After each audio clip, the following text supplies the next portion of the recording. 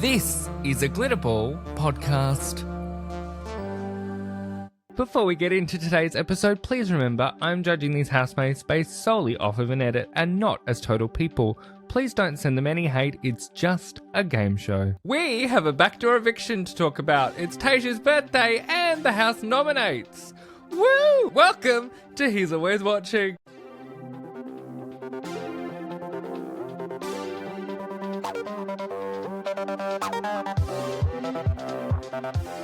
From Glitterball, this is He's Always Watching, a Big Brother podcast.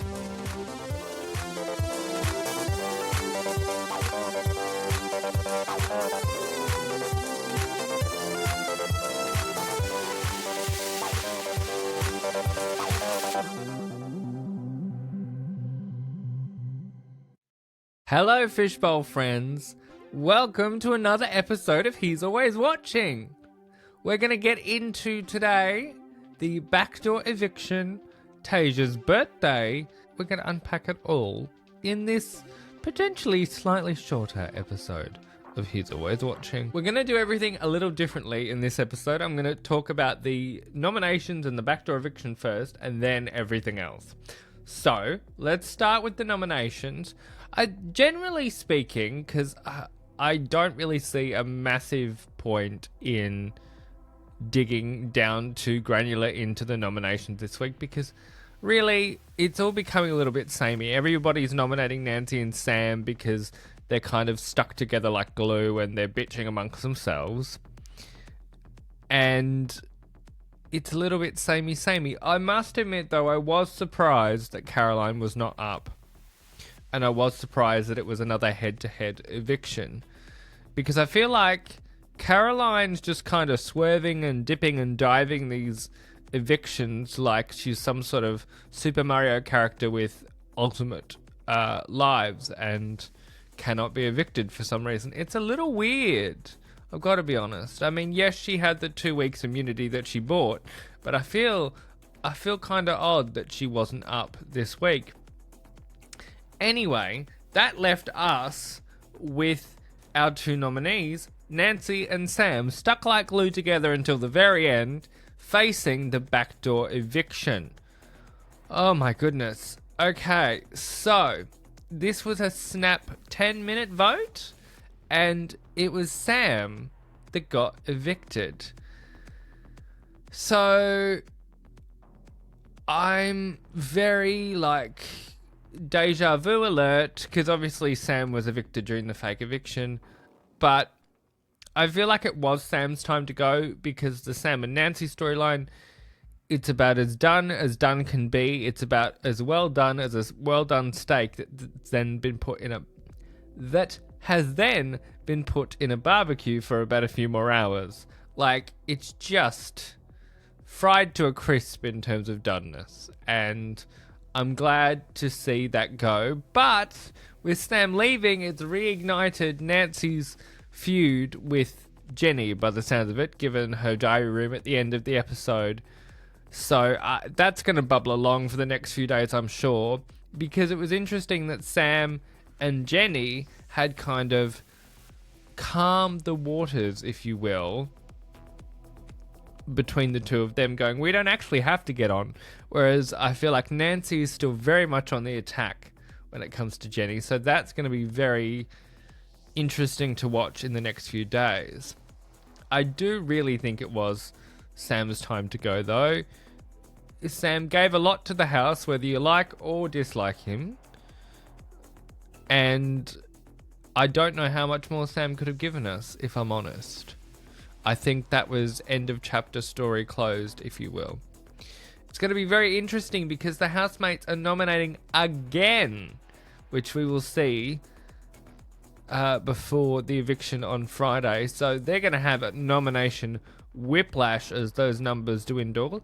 Will it be a double on Friday? I kind of hope so, because that way you can cull them without needing too many more backdoor evictions. It's going to be very interesting to see who is up with this eviction now that Sam is gone. So will that save Nancy? Will she be decoupled from it all? now that Sam has left the building, or will she still be in the line of fire? Well, we're going to have to wait to see to find out there. I suspect she might, but otherwise my two predictions would be Caroline, and I actually think Emily could be in trouble. Emily's been sort of skating along unscathed since she returned, and I feel like Emily might end up in trouble because the rest of the house could close ranks and go, we're the original family, you're new here. Even though she was there on night one, strictly speaking, she came back well into the game. So could they close ranks and we see them go, bye-bye. So that is my prediction for nominations coming up. One more thing I want to talk about is one little moment that we noticed with Caroline and Jenny.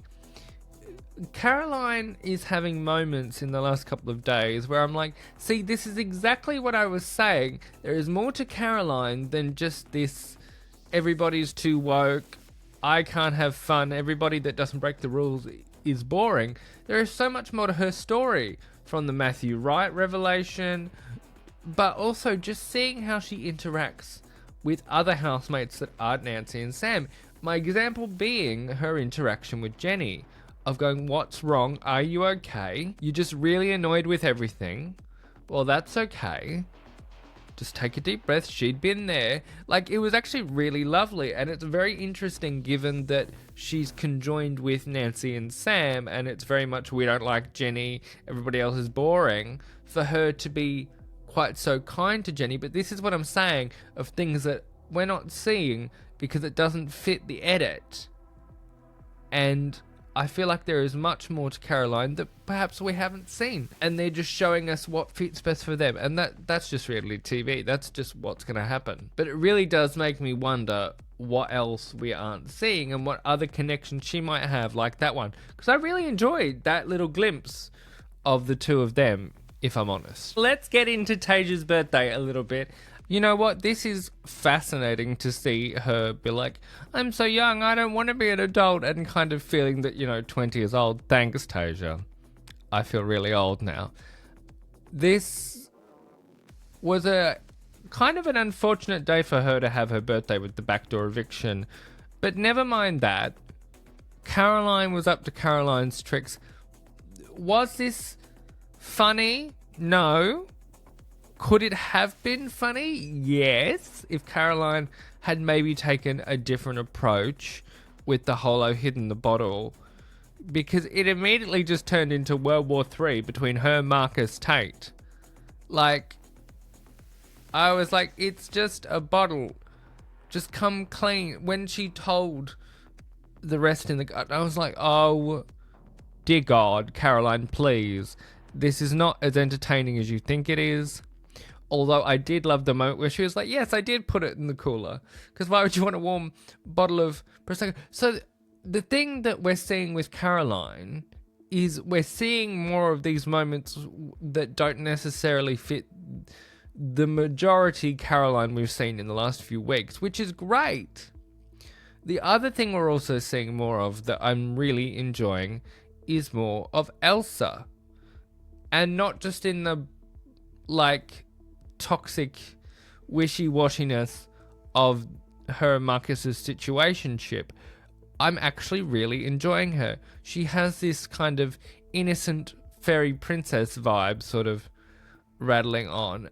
And I feel like we're seeing more of the fun side of her than perhaps we saw in the first few weeks. And that, my friends, is the luxury of having less housemates in the house, so we get to see more of the ones that maybe we didn't see that much of, right? The one that I feel like has faded away and kind of dropped off a little bit is Cameron. Yes, we saw that he's kind of taken up post as house chef second in command, but I don't know, I feel like he's kind of drifted into the background a little bit. Emily's still kind of wallpaper, sorry Emily, but it's true, you are. I really thought she would be kind of a bit more feisty, but she just isn't. I do think it's going to be interesting as to whether we have some more backdoor evictions. I suspect, if I was to give you my predictions for the next few days ahead, that we will have a double on Friday, and I think we'll have 2 more backdoor evictions before finale on Friday.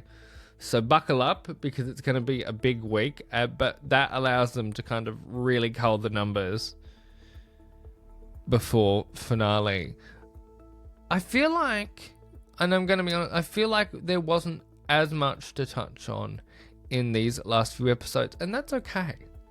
Because we have had some very jam-packed episodes over the last few weeks. It's really nice that we're seeing more of the other house dynamics, though. And I'm curious what task they will get, aside from another round of nominations, that might rile them up a little bit more. Because I feel like now that Sam's gone, things might mellow out a bit. I know we've got the Jenny and Nancy feud that is very much back alive, but other than that, I'm wondering whether we will see the house kind of level out again, if that makes sense. But there you go. That is your lot in a little bit of a shorter episode of He's Always Watching today. I don't even know if we made it to the 10-minute mark. But you know what? Sometimes that is okay. I will see you very soon for another round of nomination talk and another eviction, because we are creeping ever closer to that grand finale. If you want even more He's Always Watching goodness, in the meantime, you can check out the emergency episode of He's Always Watching Australia, in which we will unpack the new diary room chair, the sneak peeks we've seen of the house and set, and whatever else 10 decide to drop on us today with their upfronts, because I suspect we might see the house. So I could be wrong, but we're going to wait a little while longer, and then I will drop that episode. So thanks for being here. Sorry that it's a shorter episode today, but don't forget, if you've enjoyed this episode, please share it with a friend and leave a 5-star rating, whatever podcasting app you're listening to us on. And you can go and vote over on the polls on Twitter, Spotify. You can come and leave a comment over on the YouTube video. Hello, YouTube. All the things, because we are growing at a rapid rate of knots, and I love you for it. But in the meantime, remember, Big Brother's not the only one who's always watching.